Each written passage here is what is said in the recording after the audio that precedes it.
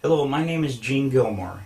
My birth given name is Eugene Reuben Akers. I don't want any money for what I'm doing because hopefully this video won't come out until after my death. So I have nothing to gain, nothing to profit by telling you what I'm going to tell you. And a lot of what I'm going to tell you is available online until they see this video, and I'm sure things will start getting scrubbed, as well as moon photos. But anyway, my father in 1968 was stationed at Cannon Air Force Base in New Mexico. I made notes on my computer so that I wouldn't forget anything, because there's a lot of little things and stuff that I'd forget. So these notes were made a long time ago. The original recording that my father made on his deathbed was destroyed in a fire. So this is my deathbed confession, because now I'm dying of cancer. I've got cancer all over the place, and they don't know where it's coming from, and I don't know if they can stop it, but it don't look good. So I'm going to go ahead and make this video for Bart Cybrell. He knows not to do anything with it until notification of my death, for which my son will respond to that. Okay, like I said, in 1968, my father was stationed at Cannon Air Force Base in New Mexico. We lived in Clovis, New Mexico. He was in the military police for over 20 years. And on his deathbed in 2002, we made a recording of what happened. Now, I already told you what happened to the recording. But it doesn't matter, because all the facts are there, so it doesn't matter who's telling the story or whatever. I will, at the end of the video, I'll supply a picture of my father, his badge, the flag of when they buried him. I'll show you some photos of my dad. I was born in 1955. So in 1969, I was 14 years old. I vividly remember the Apollo 11 coming down, landing on the moon, they're walking around and all that stuff. Anyway, I never questioned that until my dad told me what he told me on his deathbed. And then I started doing a little, nothing major, nothing, just surfing the web, I think they call it, surfing the web. And a lot of that information's right there on the web. I mean, it verifies the story that he told me. A good detective, a good one, would be able to uncover a lot more of the story that I'm getting ready to tell you.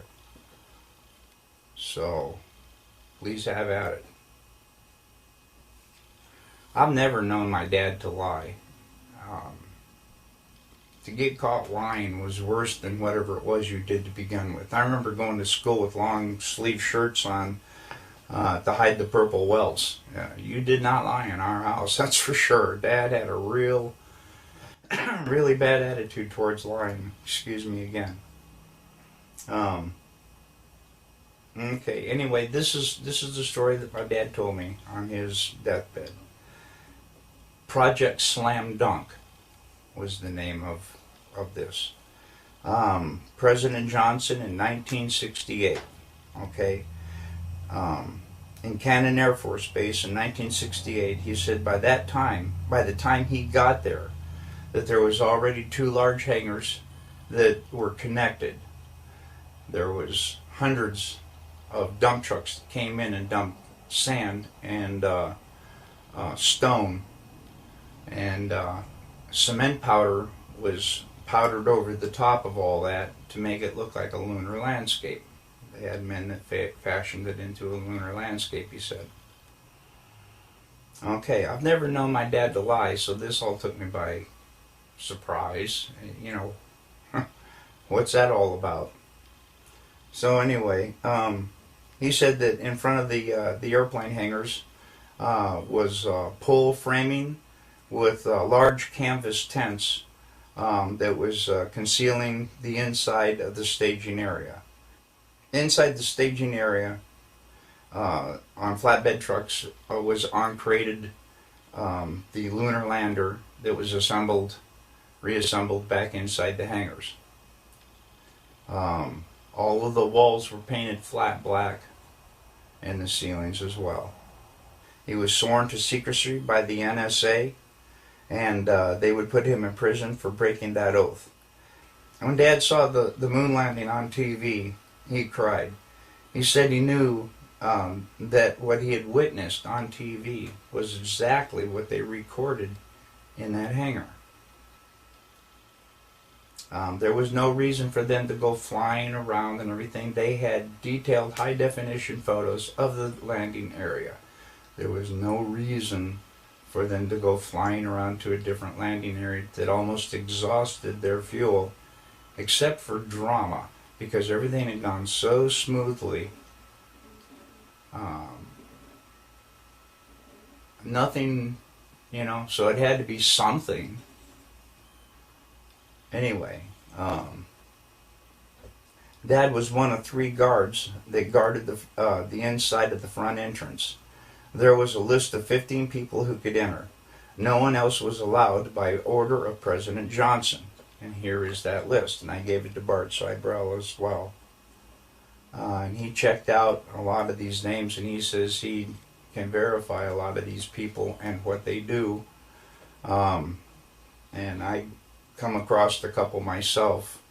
Anyway, President Johnson, Neil Armstrong, Edwin Aldrin, Werner von Braun, Robert Emenegger, Gene Kranz, James Webb, Joe Kerwin, Dr. Thomas Paine, Glenn Looney, Dr. Christopher Kraft, Dr.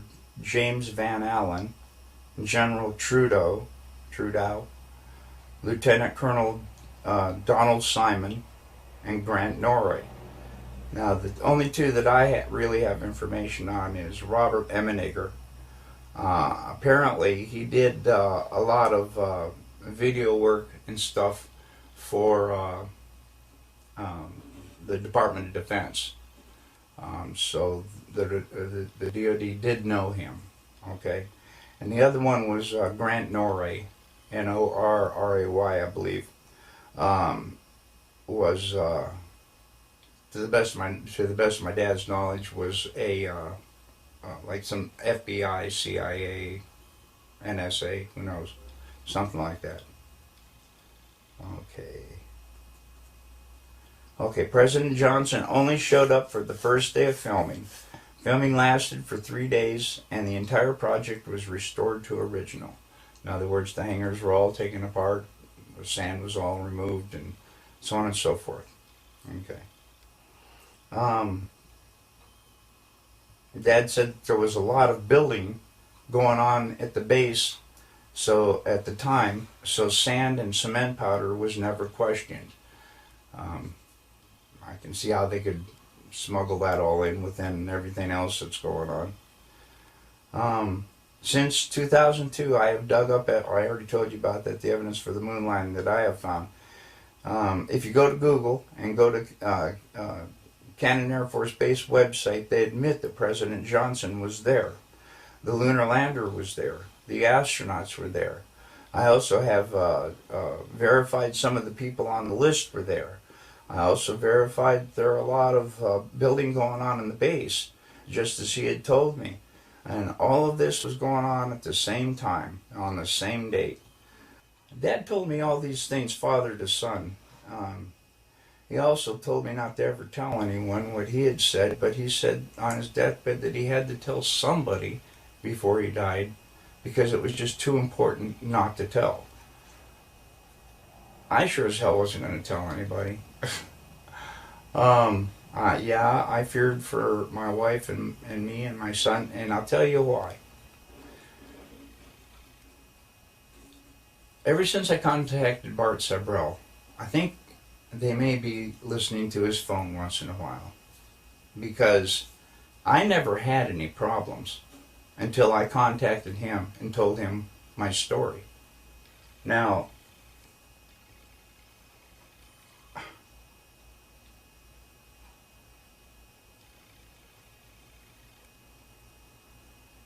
people broke into my house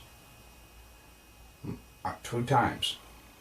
I was visited by men with black suits, and I was told in no uncertain terms to drop this whole project, not to say anymore to anybody, or me and my wife and my son could disappear. You take that pretty literally after everything that's going on. Well, so I stopped contacting Bart, and now I'm making this video that I'm going to send to Bart. Mr. Cybrell, excuse me. Bart's my brother, man. My brother in heart, my brother in Jesus, okay? Bart, being a good friend that he is, called the police for me and told them about the break-ins. The 2 detectives that came out and everything, questioned me and everything like that, I didn't give them any information at all. At the time, I thought it was a test from them guys in the black suits. I didn't say crap. So all that went away and everything. But it definitely, the 2 guys in the black suits were not the 2 detectives that came out to question me about the break-ins. But thanks, Bart. But no, I don't want any help. I just want somebody to pick up where I left off and be able to prove with the information I've given. And I'm trying to give as much as I can, because I know that once I die, I'm not going to be able to be asked any questions. So that's why I tried to give you a little backstory too. But that's about all I can think of. My dad, he raised me by the book. I know he didn't lie to me. And as I started seeing more and more of what he was telling me was true, I realized my dad wasn't lying. I lifted the lid off my dad's case, and you can see that his name is Cyrus Eugene Akers. He was born on July 17th, 1933. He died on September 28th, 2002. Here's his badge, and I wanted to see if I could get as close as possible so that you can read the numbers on the bottom, which are, okay, there it is.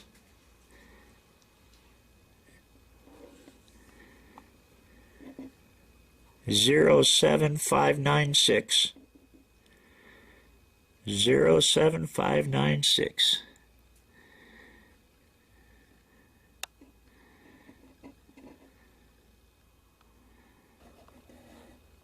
That's my dad.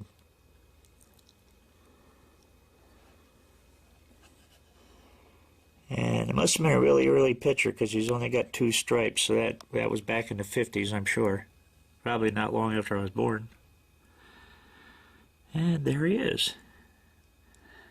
That's my father.